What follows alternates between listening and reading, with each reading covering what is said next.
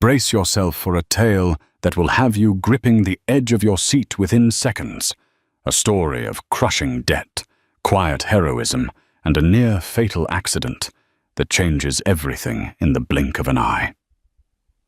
James Thompson. A devoted single father struggling to make ends meet. Never imagined his greatest test of courage would arrive on a rain-soaked night by the roaring river. But when he spots a car sinking beneath dark, stormy waters, and when he plunges headfirst into danger to save the woman trapped inside, he unknowingly triggers a chain of events more astonishing than anything he could have foreseen. James Thompson's alarm buzzed at 5:30 a.m. Its shrill ring cutting through the silent pre-dawn air in his two-bedroom apartment in Edgewater, a modest neighborhood on the north side of Chicago. A single father raising his 6-year-old daughter, Lily James, found solace in the early morning quiet moments before the responsibilities of the day began to weigh on him like cinder blocks. He'd slip out of bed, pull on his faded jeans and tiptoe to the corner of the living room, where Lily's small desk was piled with crayons and picture books. Sometimes he'd watch her sleep for just an extra minute, reminding himself why he persevered in this endless fight against bills and heartbreak. 4 years had passed since the death of his wife Amanda. She had been a nurse at Northwestern Memorial Hospital, beloved by staff and patients alike, until a rare complication from a routine surgery took her life far too soon. James had been left with Lily, a mountain of medical bills, and a gnawing loneliness that threatened to swallow him whole. But he clung to his responsibilities with unwavering devotion. As he often told himself, "If I don't keep going, who will take care of Lily?" He worked as a part-time mechanic at a friend's auto shop on Lincoln Avenue, juggling it with evening shifts at a local grocery store. On weekends, he'd hustle on delivery apps like DoorDash. His daily life became a precarious dance, piecing together enough income to cover rent, groceries, and Lily's after-school program. The synergy of these burdens left him exhausted, but he refused to complain. He recognized how precious life was. Even if it felt like life was beating him down at every turn, he wouldn't let Lily suffer for it. Money was so tight that James often found himself poring over every grocery coupon he could find, scanning weekly deals at Aldi and Costco just to keep the fridge stocked. His late evenings were spent at the worn-out Formica kitchen table, scribbling sums on a notepad he'd purchased years ago at a clearance sale. He tallied up rent, electric bills, Lily's school fees, and the looming debt from Amanda's hospital stay that still demanded monthly payments. From time to time, he would drop by the local community center to see if they had any leads on better-paying jobs. Old flyers for job fairs clung to the bulletin boards, many of them outdated. He managed to attend a workshop run by a local volunteer group affiliated with the Bill and Melinda Gates Foundation, which taught basic budgeting skills and job interview tips. For James, it was a glimmer of hope, but the city's job market seemed relentlessly competitive, and each new door he knocked on either offered wages too low to sustain a family or demanded qualifications he didn't have. Lily was too young to fully grasp the depth of their financial struggles, but she was old enough to sense her father's fatigue. Sometimes she'd ask why he never bought a new coat for winter, or why they never went out to eat anymore. She missed her mom, and James could see the sadness in her eyes each night when she clutched the small teddy bear Amanda had given her before she passed. "It's going to be okay," James would say every chance he got, though a piece of him worried that this might be a promise he couldn't keep. Yet for all the hardship, James had a good heart. He was the type of man who returned a lost wallet if he found it, who held doors open for strangers, and who secretly paid for a neighbor's groceries when he saw them come up short at the checkout line. His father, a retired firefighter named Thomas Thompson, had raised him to believe in simple virtues, kindness, humility, and courage in the face of adversity. Those were the things James held on to when the world felt like it was crumbling beneath his feet. On an ordinary Wednesday, James had no reason to suspect his life was about to be transformed. He and Lily rushed through their typical morning routine cereal for breakfast, a quick check that Lily had her library book in her backpack, and then out the door. After dropping Lily off at school, James headed to the auto shop. The grey Chicago sky threatened rain, and the wind had a biting chill. He wiped his brow and got to work, never suspecting that within 24 hours he'd be risking his very life to save someone else. Thursday dawned with a thunderclap. Heavy clouds unleashed relentless sheets of rain, turning the city's streets into glistening, treacherous paths. James was on the road near the Chicago River, heading to the grocery store for his evening shift after a long day at the auto shop.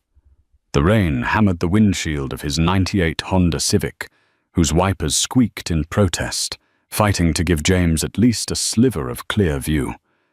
He was passing the intersection near River Drive, a route he rarely took because of the traffic congestion, when he spotted something unusual. A sleek black BMW was swerving, losing control.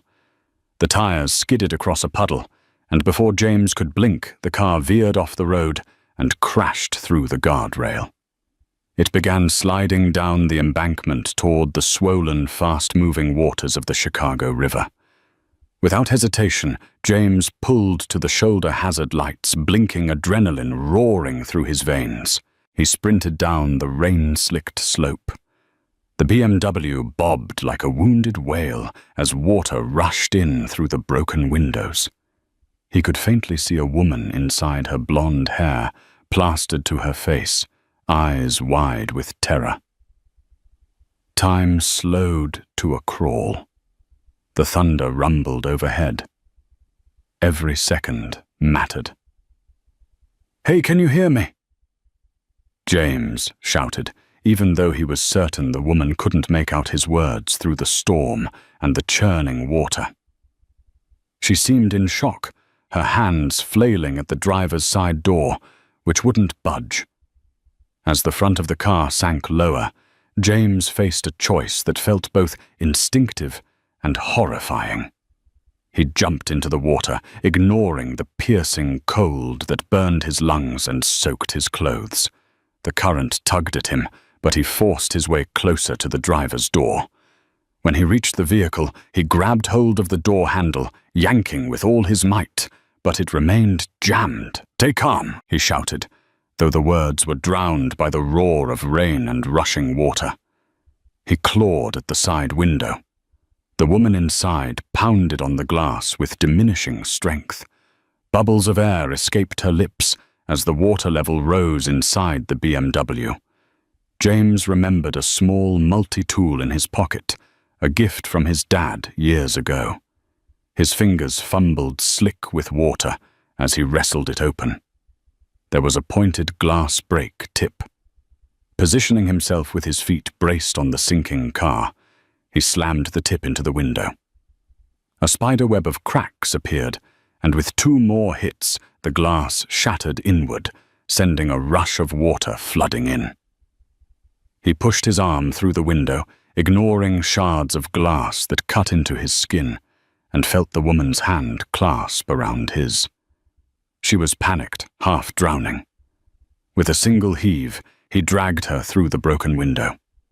They both went under for a moment, swallowed by the frigid current. Through sheer will, James kicked his legs, propelling them both to the surface. Coughing and sputtering, the woman clung to James, her eyes wild with fear and relief. Rain pounded their faces, but at least they could breathe now. "Hold on," he yelled. "We're almost out." The bank of the river was a slick, muddy slope, and he struggled to find footing. Each time he advanced a few inches, they slid back as the river's current threatened to pull them under. By sheer force of adrenaline, James managed to wedge his foot against a rock, then found a narrow root protruding from the mud. He pulled them both up inch by inch until they finally rolled onto the bank in a gasping heap. She collapsed on her back, her chest heaving as she coughed up water. James was sprawled on his side, mind racing. His arms felt like lead, and his breath came in ragged gulps. But they were alive. A bright wash of headlights illuminated them. Another driver had noticed the scene and dialed 911. Paramedics arrived, including Dr. Alicia Farnsworth from the local hospital, a physician who happened to live in the area and had rushed to help. She recognized James from a free clinic event sponsored by the Bill and Melinda Gates Foundation months ago, though in that moment she couldn't quite place him. Carefully, Dr. Farnsworth and the EMTs guided both James and the woman into an ambulance. The woman, still in shock, never let go of James's hand, even as they checked her vitals. "It's okay," James murmured. "We're safe." Those words echoed in his mind, as if he was reassuring both of them. He had no idea who she was, just that she was breathing alive, and that was enough. A swirl of red and blue lights danced across the wet asphalt. An officer took James's statement, praising his courage. He was told to get checked at the hospital, but James protested. "I can't afford another medical bill," he muttered under his breath. At the mention of finances, the paramedics quietly insisted that they had to run at least a basic check on him. In the back of the ambulance, they tested his oxygen saturation and patched the cuts on his arms. Meanwhile, the woman he'd rescued was rushed inside on a stretcher. She looked dazed but stable. James refused to ride to the hospital, insisting he was fine enough to drive himself. The paramedics worried about his condition, but he was firm. He needed to pick up Lily from the after-school program soon, and he couldn't leave his car on the road overnight. Reluctantly, they let him go, instructing him to seek medical attention right away if he experienced dizziness or severe pain. He limped back to his old Civic shoes, squelching with each step. Rain still fell, but less violently, now the storm seeming to subside, as if exhausted by its own intensity. James sat in the driver's seat, still trembling. His hands were stained with river water and flecks of blood, but the worst of the adrenaline had passed, replaced by an acute sense of exhaustion. As he drove, fragments of the rescue replayed in his mind: the sudden slide of the BMW, the frantic scramble to break the window, the terror on the woman's face. He swallowed hard, wondering if she'd be okay. By the time he reached Lily's school, the staff there was fretting. James was nearly half an hour late, something that never happened. Lily rushed to him, eyes wide. "Daddy, you're soaking wet." "What happened?" He forced a weak smile and told her there'd been an accident in the rain. "Nothing to worry about, sweetie," he said, trying to sound composed. She eyed the bandage on his arm. "You're bleeding, Daddy." "I'm all right, Lily, really," he assured her, though he was in pain. Together they headed home. Back at the apartment, James peeled off his wet clothes and took a quick shower, wincing as the hot water stung his cuts. Lily sat quietly in the living room, hugging her teddy bear, a sense of concern evident in her expression. James knew she was worried, but tried to act normal, so he heated up leftover spaghetti for dinner and helped Lily with her math homework. Night settled in. Lily drifted off to sleep as James read her a story. Once he was certain she was peacefully dreaming, he tiptoed out. Standing in the narrow hallway, he tested the rotation of his injured arm, trying to gauge if he'd need a doctor soon. He flicked on the TV to catch the local news. Sure enough, the lead story was about the accident near the river. They called James a good Samaritan. No names were released, but the female driver was reported to be in stable condition at a nearby hospital. A wave of relief washed over him. She was all right. That was the best outcome he could have asked for. Yet the whole ordeal rattled him to his core. Life was already chaotic enough without nearly drowning in a cold river. The mental images of her wide, terrified eyes lingered, reminding him how fragile life truly was. The next morning, James woke up sore and stiff bruises visible on his torso. Lily's teacher called to say Lily had told the class that her dad was a hero. Embarrassed but touched, James simply mumbled a reply. He tried to keep the day as normal as possible. He had no idea that his life was about to take an astonishing turn. A storm of bills. That week, James's finances spiraled further. The old grocery store he worked at announced cutbacks.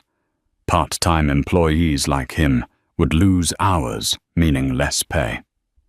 At the auto shop, the owner, Brian, had a slow season with fewer customers needing repairs, so he couldn't offer James more hours there. Balancing rent and utilities, James realized he might soon have to find a cheaper apartment, maybe even move in with his dad back in Aurora, Illinois, though the commute would be even tougher. The weight of hopelessness squeezed his chest. That Sunday, after dropping Lily off at a friend's birthday party, James wandered into a Starbucks. He ordered the smallest coffee they had, clutching it as if it were some precious gem he could barely afford. Rain pattered outside, though milder than before. A group of college students chatted about upcoming exams, while a middle-aged couple discussed real estate investments in hushed, urgent tones. The world was moving forward. James felt stuck in place. He pulled out his phone to check if there had been any news updates about the accident. There was none. Just a single story on a local blog praising the unnamed rescuer's bravery. He sighed and closed the browser. Maybe it was best to let it lie. He didn't do it for the recognition. He did it because no one else would, and he couldn't bear to let someone drown. Still, as he looked around at the humming Starbucks, with its well-dressed patrons and $5 lattes, he felt an ache in his chest. He thought, couldn't the world just give me a break? The following Monday morning, James walked Lily to school and headed to the auto shop. By noon, he was covered in oil and grease wrestling with a particularly stubborn engine belt. The radio was playing a talk show featuring an interview with Oprah Winfrey, who was discussing philanthropic efforts in the city. The shop's door chimed behind James, but he was too focused on the engine to look up. That was until he heard Brian's voice in the waiting area, sounding unusually polite. James wiped his hands on a rag and walked out from behind the half-open hood. Standing in the office was a tall, elegant blonde woman wearing a charcoal grey business suit that seemed tailored to perfection. Her hair was pinned back, emphasizing her striking cheekbones. Brian, who was usually casual to the point of rudeness, looked almost deferential in her presence. James blinked, his mind racing. She was the woman from the river, the one he'd pulled out of the sinking BMW. He didn't know her name, only that he recognized those piercing blue eyes. She caught sight of him and offered a tentative smile. "James Thompson?" she asked in a voice that trembled slightly. "My name is Elizabeth Harrington." He froze, engine grease still smeared on his palms, heart thrumming with a mix of excitement and confusion. Elizabeth Harrington. The name sounded vaguely familiar, but he couldn't place it. She stepped forward, her hands clasped as though she were unsure how to begin. Brian cleared his throat. "I'll give you two a moment." He disappeared into a side office, leaving them alone in the waiting area, save for a dusty potted fern and a few battered chairs. I'm sorry to show up like this," Elizabeth said, voice faltering. I've been trying to find you for days. I only had the paramedics' notes, your first name, where they picked up your car, a vague description. Then I asked around the area. You left before giving the hospital your information, so it took a little detective work. James tried to process this, still stunned to see her upright, healthy, and in front of him. I didn't need the hospital, he mumbled. My boss needed me at work. And are you all right? You were in pretty bad shape. Her gaze softened. Thanks to you, I'm fine. The doctors said if you hadn't acted so quickly, I would have drowned. She paused, her eyes flickering with unspoken emotion. You saved my life. It was the right thing to do, James said, awkwardly, unsure how else to respond. Elizabeth took a careful step closer, studying him. There's no way I can ever repay you for that. But I want to try at least in some small way. Please let me help you. James raised a hand, shaking his head. I appreciate it, but that's not necessary. I did what anyone would have done. Her eyes hardened with conviction. No, not anyone. The police told me that multiple cars drove past before you stopped. People might have been scared or they might not have noticed. But you did. And you nearly lost your life, too. She drew in a breath. Look, I understand pride, but you saved me. So allow me to do something good for you in return. James's thoughts drifted to Lily, to the stack of overdue bills on his kitchen table, to the phone calls from debt collectors. It felt like a betrayal of his principles to accept charity. But the memory of that unstoppable avalanche of expenses, combined with the guilt of Lily's modest life, weighed on him. And Elizabeth standing there didn't look like some stingy, self-important socialite. She looked sincere, almost desperate to do something. Well, maybe we can talk about it over coffee. But I can't stay too long. I still have to finish this job, James replied hesitantly. Elizabeth smiled. Coffee. Great. Whenever you're free. Realization. They arranged to meet at a nearby diner that evening, after James's shift. He arrived first, scanning the booths, until he saw her sitting at a corner table, stirring a cup of tea. She waved him over, and he slid into the seat across from her. His clothes were still a bit wrinkled, a cheap button-down he'd changed into after work.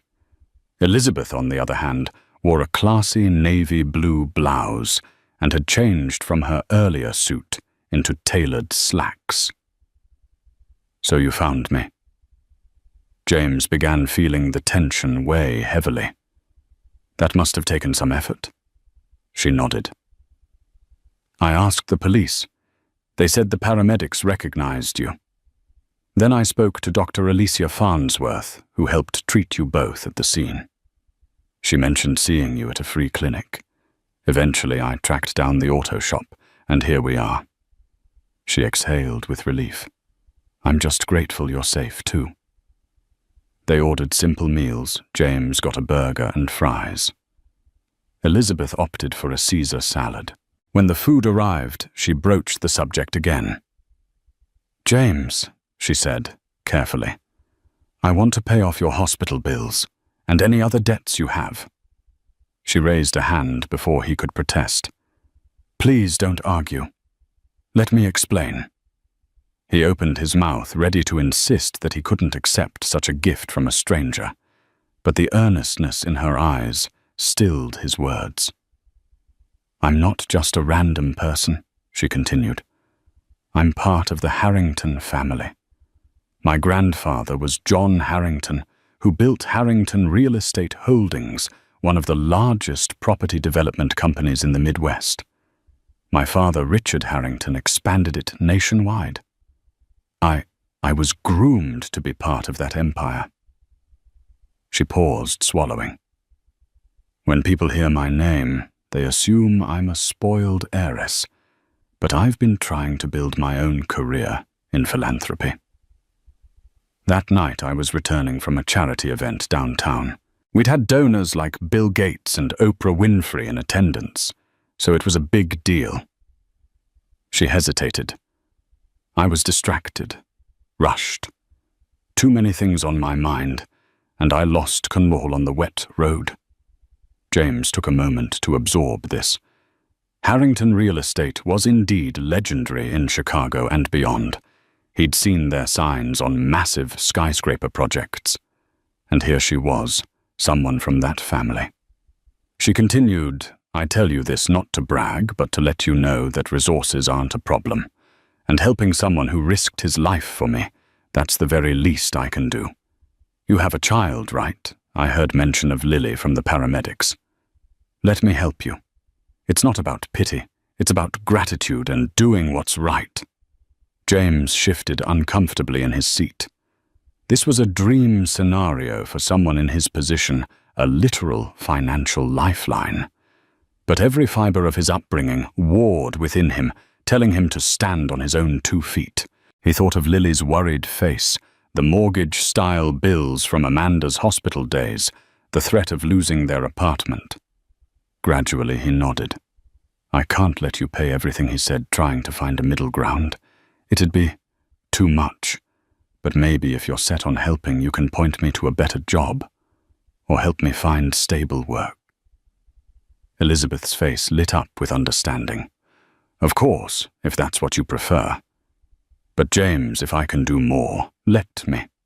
Money might not fix every problem, but it can offer stability for you and Lily."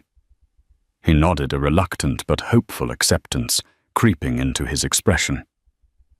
They finished dinner, talking about Lily, about Elizabeth's philanthropic projects, and the moment the BMW went under the water. An odd camaraderie formed between them, rooted in shared trauma and mutual compassion. As they parted, Elizabeth insisted on driving him home. He refused, politely explaining he had his car, but they agreed to meet again the next day. She wanted to tour the auto shop and see if there was a way she could invest or expand to provide more stable employment. Something about her sincerity touched James deeply. As he drove home, he couldn't shake the feeling that the entire encounter was surreal. Just days ago, he was saving a mysterious woman from drowning, and now she was offering to rescue him from the financial abyss. Part of him was elated, but another part feared the complexities that might come with accepting such generosity. The next week was a whirlwind of change and awkward transitions. True to her word, Elizabeth showed up at the auto shop and talked to Brian about expanding the business, proposing a small capital infusion that would allow them to offer new services like electric vehicle maintenance, a rapidly growing market in Chicago. James watched from a distance as Elizabeth negotiated with a grace that made the seasoned men in the shop nod along in respect. Later that day, she took James out to lunch at a local cafe. Lily was at school, so it was just the two of them. Over sandwiches, Elizabeth handed James a folder. Inside was a job listing for a property management position within Harrington Real Estate. "It's an entry-level role," she explained, "but it pays more than you're making now, and there's room to grow. If you're interested, we can set up an interview." James grimaced. "I don't have any experience in property management." "That's okay. We can train you. You learn quickly, right? You rebuilt that old Civic of yours, and that takes patience and skill." He stared at the job description, a war of emotions crossing his face. He wanted to better provide for Lily, but stepping into Elizabeth's world felt daunting. Would I be indebted to her for life? He glanced at Elizabeth, who was sipping her iced tea. The bruises on her arms from the accident were starting to fade. Her gaze was gentle, encouraging. He eventually nodded. "I'll think about it." "Thank you." Elizabeth smiled relief, flooding her features. "Take your time. If you'd rather have me help expand the auto shop so it can pay you a real living wage, we can do that. I just want you to have options. A spark of friendship. Over the following days, James and Elizabeth found themselves in each other's company more often. She came to meet Lily at the tiny apartment, bringing board games and a set of children's books. Lily was instantly taken with the tall, pretty woman who told stories about traveling to Europe for philanthropic conferences and meeting figures like Elon Musk at a charity gala. Lily's eyes lit up with curiosity, and Elizabeth happily indulged her describing exotic places and philanthropic missions to feed the hungry in Africa. In those quiet moments, James caught glimpses of a different side of Elizabeth, one not defined by her wealth or business acumen, but by compassion. He recalled the nurse's kindness in his late wife, Amanda, who always put patients first. Elizabeth wasn't exactly the same, but she possessed a similar warmth. One Saturday, Elizabeth invited James and Lily to an event at the Harrington family's downtown headquarters. They were hosting a charity drive for a homeless shelter, collecting clothes, toiletries, and food. Lily marveled at the skyscraper lobby, with its marble floors and sleek modern art. James felt out of place. His clothes were worn, and he didn't have the social polish these corporate types flaunted so casually. Yet Elizabeth stayed by their side, introducing them to staffers and praising James's heroism at every opportunity. At one point, an older man with silver hair and a crisp suit approached. He exuded authority, and James guessed he was Elizabeth's father. "So you're the man who saved my daughter's life," the man said, extending a hand. "Richard Harrington." James swallowed, shaking his hand firmly. "Pleased to meet you, sir." Richard eyed him up and down. "Elizabeth has told me a lot about you. We appreciate what you did." He paused, glancing at his daughter. "So you're considering the position in property management?" James felt self-conscious. He knew a single father with no relevant qualifications might not seem like a strong candidate. "I'm looking into it." Richard nodded. "Don't think of it as charity. We value loyalty and integrity at Harrington Real Estate. If you have those qualities, and I hear you do, then you can learn the rest." He gave a small smile, turning to Elizabeth. "Keep me posted." As he left, Elizabeth looked at James apologetically. He means well, but he's very direct. That was him giving his blessing. James let out a breath. "I appreciate the opportunity." The seeds of rumors. Things weren't all smooth. The auto shop employees, including Brian, began to whisper about James getting cozy with a millionaire. Some teased, some envied. At Lily's school, a teacher politely inquired if James was seeing someone new. Apparently, Elizabeth had been spotted picking Lily up once when James was caught in traffic. The rumor mill churned. James tried to dismiss it. He insisted Elizabeth was just a friend, someone he owed a debt of gratitude. Or maybe she owed him a debt. The exact dynamic was complicated, but it was definitely not romantic. At least that's what he told everyone, and perhaps himself. Yet he couldn't deny the moments when their eyes met, and an unspoken warmth passed between them. Elizabeth, meanwhile, felt conflicting pressures. Her father wanted her to keep certain boundaries concerned, that James might become too reliant. One of her older brothers, Andrew Harrington, a corporate executive, privately warned Elizabeth about mixing personal emotions with business. "We owe him a debt of gratitude," Andrew had said. "But that doesn't mean you throw caution to the wind. People might exploit your generosity." Yet Elizabeth's heart told her differently. She'd nearly died, and this humble, kind man with a child had risked everything to save her. How could she not extend her hand and walk side by side with him until he found his footing? As the weeks rolled on, James tentatively accepted the property management position. He reduced his hours at the auto shop and grocery store planning to phase them out once he felt secure in the new role. The first few days were overwhelming, learning about lease agreements, tenant disputes, building maintenance schedules, and financial reports. But he was determined to succeed. Elizabeth helped guide him through training, sometimes staying late to walk him through complicated spreadsheets. On one such evening, she stopped by his cubicle, carrying 2 cups of coffee. "Long night," she said, offering him one. "How's Lily doing?" "She's good," James replied, rubbing his tired eyes. "My dad's watching her tonight."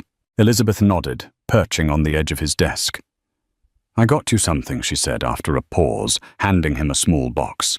James opened it, finding inside an expensive-looking watch. His heart jolted. He'd never received such a costly gift. "I can't accept this," he said, half smiling. "It's too much." Elizabeth gently closed his fingers around it. "It's practical. You need a good watch for work. Consider it a business tool."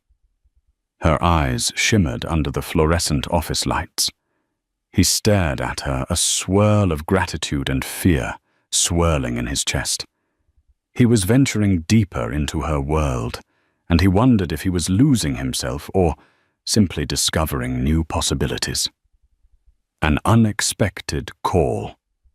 Just as James began to feel a semblance of security, a crisis emerged. Lily fell ill one afternoon, complaining of a stomachache that quickly turned severe. James rushed her to the ER, alarmed as she spiked a fever. Doctors worried about appendicitis. James's heart hammered in his chest, recalling how medical complications had cost his wife's life. Elizabeth, upon hearing the news, rushed to the hospital, meeting James in the waiting room. He was pale with worry, pacing back and forth. Seeing her, he nearly collapsed into her arms, the stress overwhelming him. "She's going to be okay," Elizabeth whispered, holding him gently. "They'll run tests, do an ultrasound. This hospital's among the best." The paternal fear in James's eyes was raw. "I can't lose her, Elizabeth. I can't." Tears threatened to surface, but Elizabeth squeezed his hands. "You won't. Let's stay calm and let the doctors do their work." Sure enough, hours later, the doctor returned with good news. It was acute gastritis, not appendicitis. Lily would be fine with a short stay for observation, some medication, and proper hydration. Relief flooded James, and he sank into a chair, tears trailing down his cheeks. Elizabeth softly brushed his hair back, a tender gesture he hadn't felt since Amanda. They stayed the night in Lily's room. James slept in a chair. Elizabeth dozed off in another. In the morning, Lily was much better, happily sipping juice and watching cartoons. Elizabeth chatted with the nurses, referencing some of the philanthropic programs Harrington Real Estate had done for the hospital. The staff recognized her last name and treated her with polite respect. When Lily was discharged, Elizabeth insisted on paying the hospital bills. James tried to protest, but she was firm. "Your focus should be on Lily," she said gently. "Let me handle this." Emotional turmoil. That evening, James struggled with a swirl of conflicting emotions. He was deeply grateful to Elizabeth for stepping in, but a gnawing sensation in his gut warned him that he was becoming too dependent on her.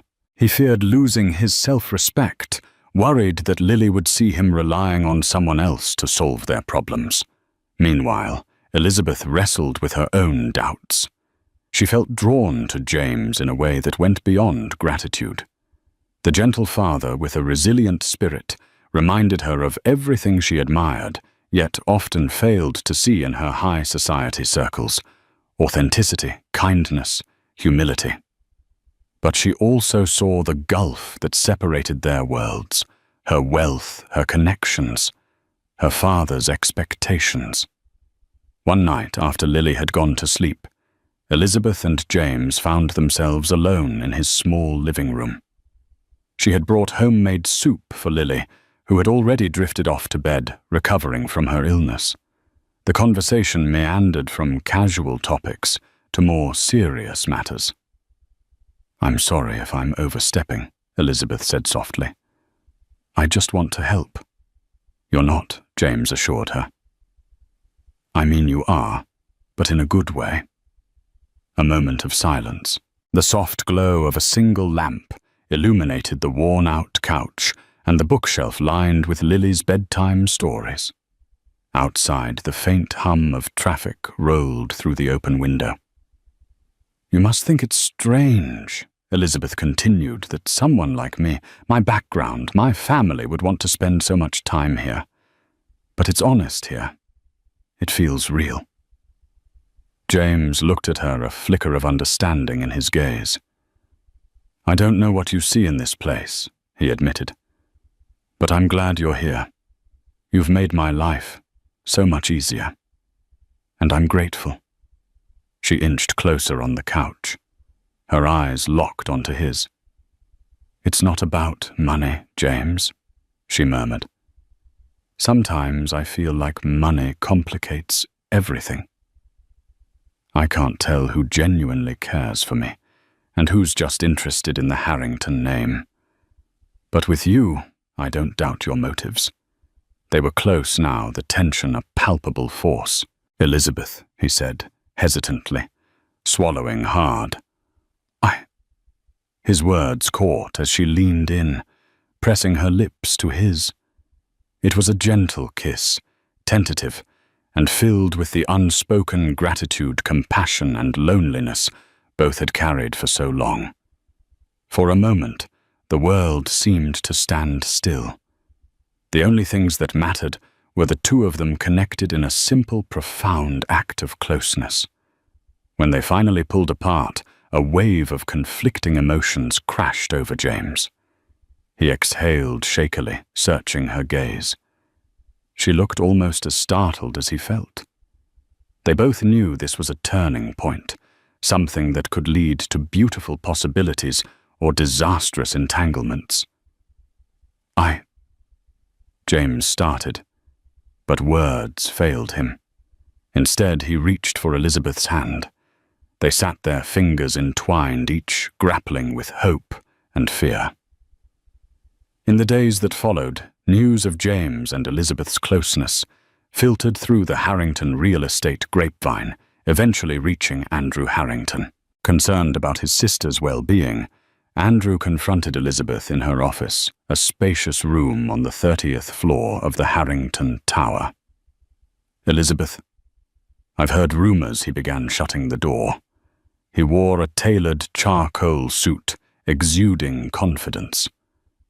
"People say you're personally financing expansions at a small auto shop, paying some man's hospital bills.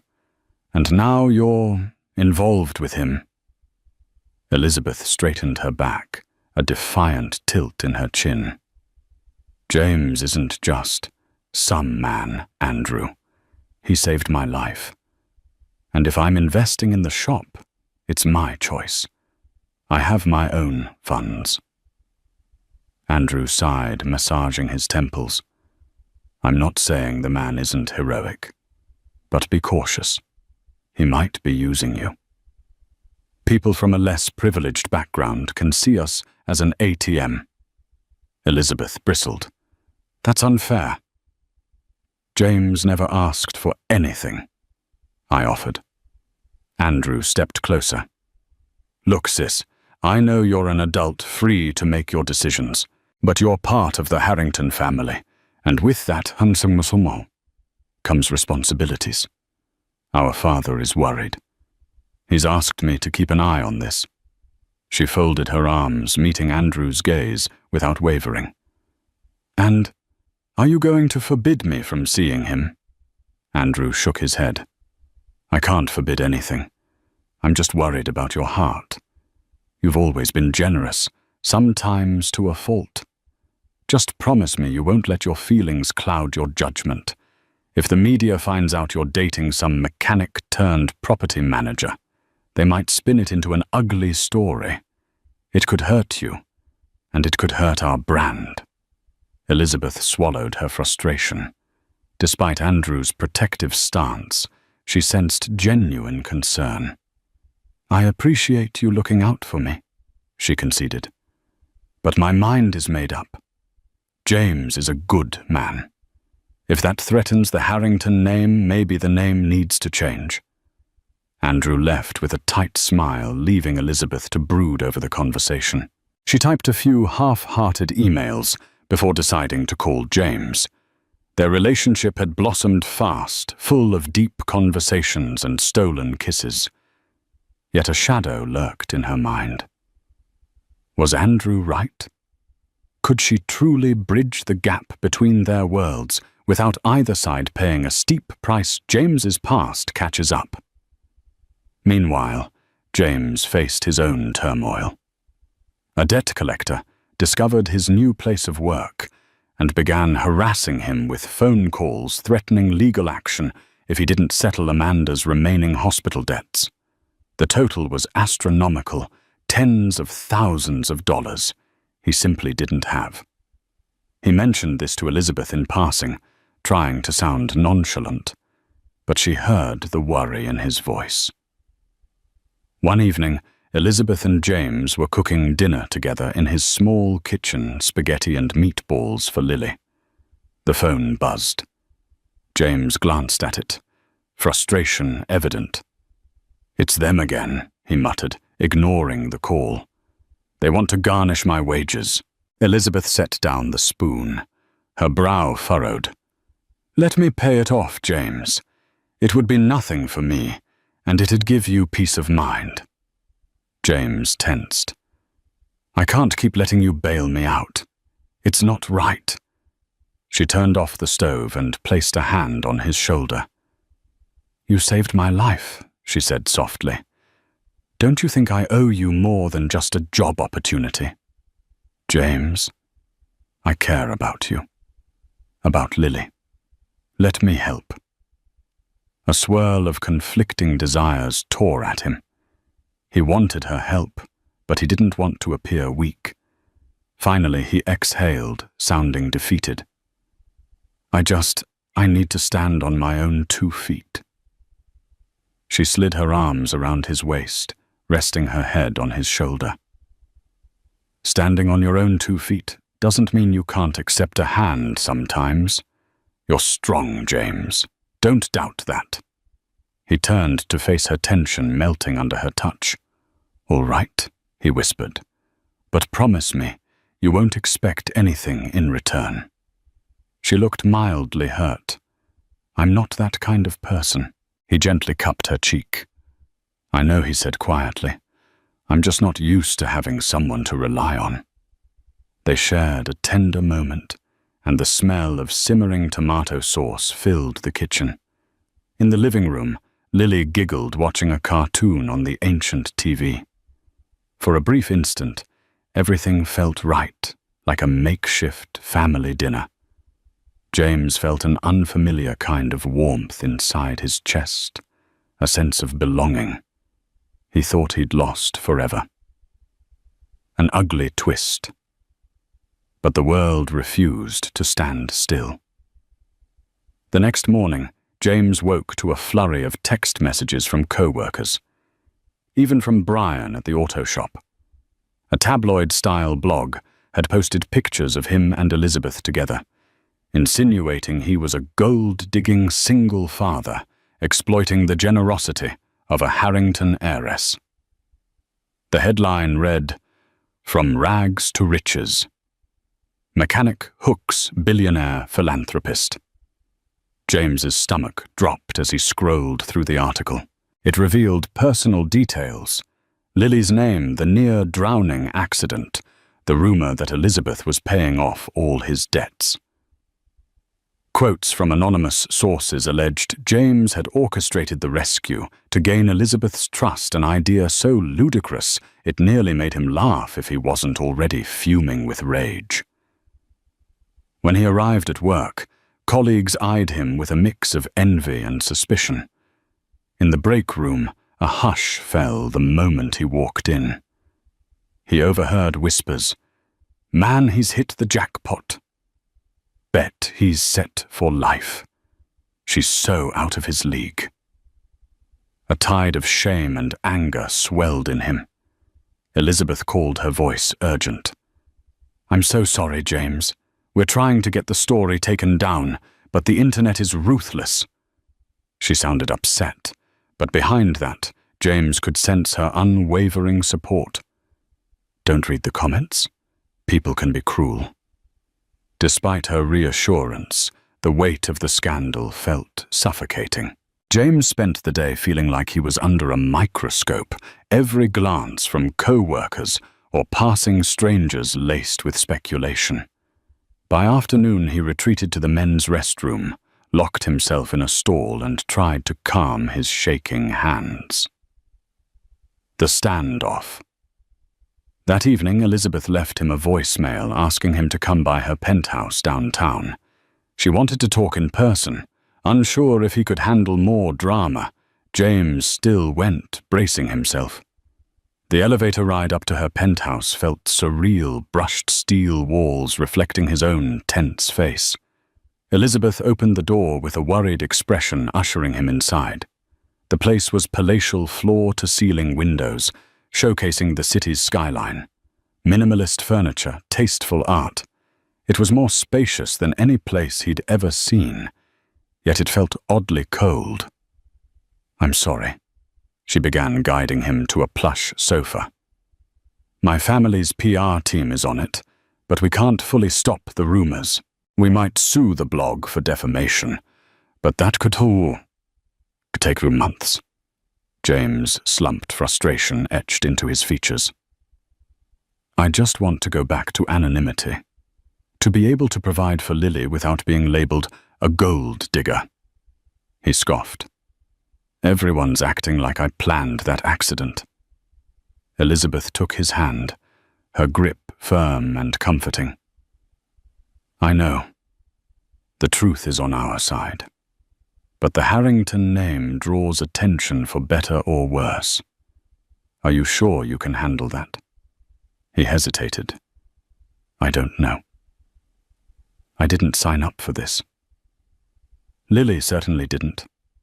Elizabeth squeezed his hand, tears brimming in her eyes. "I never wanted to bring chaos into your life. Maybe Andrew was right, that we should keep our distance for your sake." His heart lurched. "Don't say that," he whispered fiercely. "I care about you. Lily does too. We can't let rumors tear us apart. But I need to protect Lily from the spotlight." She nodded, blinking back tears. "We can weather this storm if we're together. I promise you I'll do everything I can to keep Lily shielded."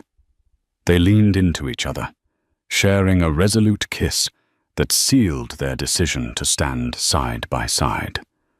Whatever the cost, they chose each other. The weeks that followed tested their resolve. Tabloid sites continued to circle seeking scandal, but official statements from the Harrington family declared James a respected employee and personal friend. Real estate colleagues, who once whispered in corners, now turned to supportive sentiments, especially when Elizabeth and James jointly announced a charitable initiative, a scholarship fund in Amanda's name, aimed at single parents pursuing technical or medical education. With the Harrington resources and James's heartfelt story, the program garnered praise. James used Elizabeth's financial help to clear the hospital debts, though he insisted on drafting an agreement that he'd pay her back over time. Elizabeth laughed, pointing out that the interest rate was effectively 0%. But James's dignity required that he not accept it as a pure gift. Over dinners and stolen moments, their relationship deepened. They tackled the challenges of their social disparity hand in hand. At Lily's 7th birthday party, Held at a modest local park, Elizabeth helped set up decorations, kneeling in the grass to inflate balloons and oversee games. She chatted with the neighborhood kids and their parents, seamlessly fitting into James's world. Even Andrew and Richard Harrington stopped by, bearing gifts for Lily, a science kit, and a donation to her school's library. They looked slightly out of place in their tailored suits amid the playful chaos. But they made an effort. Andrew pulled James aside, shaking his hand. "Thank you for making Elizabeth happy," he murmured. "Just promise you'll take care of her." James nodded, a quiet resolve in his eyes. "I will." An offer that changes everything. A month later at the Harrington Tower, a company-wide meeting was held to discuss future expansions. Elizabeth was set to announce the formation of a new philanthropic branch within Harrington Real Estate, focusing on affordable housing and community development. The conference room was packed, executives, staffers, and members of the press. James stood near the back, quietly supportive. When Elizabeth stepped up to the podium, she spoke about the need for real change, for bridging socioeconomic gaps in the city. She described how a personal experience, her near death in the Chicago River, had awakened her to the fragility of life and the heroism hidden in everyday people. "Sometimes the person who saves you is the one you least expect," she said, glancing at James in the back. "And sometimes the most genuine transformations start from a simple act of kindness." She went on to announce that Harrington Real Estate would devote substantial funding to refurbish old buildings into affordable housing complexes. Then, in a move that shocked everyone, she introduced James as one of the key project managers for the new branch, praising his resilience and first-hand understanding of what working-class families truly need. James, flushed with nerves, stepped forward when Elizabeth beckoned him. Cameras flashed, capturing the moment. With a tremor in his voice, he thanked Elizabeth, the company, and especially Lily, "the reason I get up every morning." He concluded with a single promise: "I vow to do my part to create homes where families can thrive, no matter their income." The room erupted in applause. Elizabeth beamed at him, tears shining in her eyes. Epilogue: A new path. Over the following year, James embraced his new role, juggling the responsibilities of fatherhood and project management with unwavering commitment. Lily thrived, proud of her dad's achievements. Their apartment was still modest, but James was saving up for a small house in a safe neighborhood, something that had once felt impossible. Elizabeth and James's bond grew stronger. They faced hurdles, including snide remarks from some corners of high society and the occasional smear article. Yet they weathered each challenge, bolstered by love, trust, and a shared purpose. Slowly, the tabloids lost interest, turning their focus to fresher gossip. On a balmy summer afternoon, exactly a year after the river incident, James took Lily and Elizabeth to a secluded spot by the water, far from the hustle of the city. They had a simple picnic, feeding ducks and laughing at Lily's silly jokes. As the sun dipped low, painting the sky in hues of pink and gold, James knelt on one knee. With trembling hands, he opened a small velvet box. He looked up at Elizabeth's wide, astonished eyes and said, "You once told me money complicates things, but love, it's simple. I love you. Will you marry me?" Elizabeth's breath caught. Tears glistened on her cheeks. She nodded, voice quivering with happiness. "Yes." Lily clapped, jumping in delight, hugging them both. It was a quiet proposal. No paparazzi, no grand announcement, just the three of them forging a new family out of the chaos of life's trials. Together, they had turned tragedy into hope and an act of courage into a lifetime of possibilities. And so the story of the poor single dad who saved a millionaire woman from a sinking car didn't end with a mere thank you. It grew into a shared mission to transform lives, to create a world where kindness and generosity triumphed over cynicism.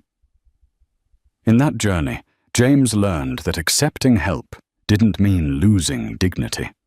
It meant trusting love enough to let another heart share the load. Elizabeth discovered that real wealth had far less to do with money than with the empathy to see someone in need and the courage to stand by them, no matter the cost. Thank you for sharing in this roller coaster journey of courage, gratitude, and the power of human connection. James Thompson's story proves that a single selfless act can break through even the most profound barriers, economic divides, tabloid rumors, or the scars of personal loss. His love for his daughter Lily and his unwavering moral compass drew him into an unexpected bond with Elizabeth Harrington, the heiress who rediscovered compassion in the face of near tragedy. Together they show us that true wealth isn't in a bank account, it's in our hearts. If you found inspiration in James and Elizabeth's tale, don't keep it to yourself. Please hit the like button. Share this video with friends and family who might need a reminder that miracles can happen in the darkest moments, and don't forget to subscribe to our channel for more inspiring real-life dramas. Let's spread hope one story at a time.